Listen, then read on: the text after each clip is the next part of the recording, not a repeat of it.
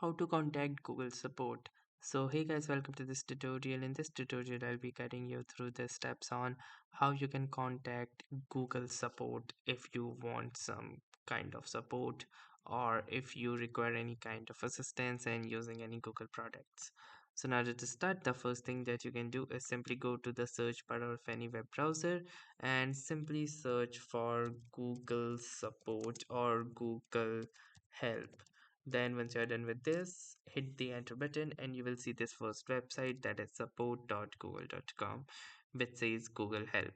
So click onto this Google Help hyperlink, and then from here you can either choose to search your issue, or you may also choose to select that particular application on which you are facing any issues.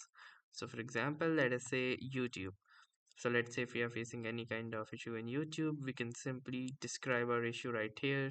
Or apart from that, we also have some basic options that you might be looking for.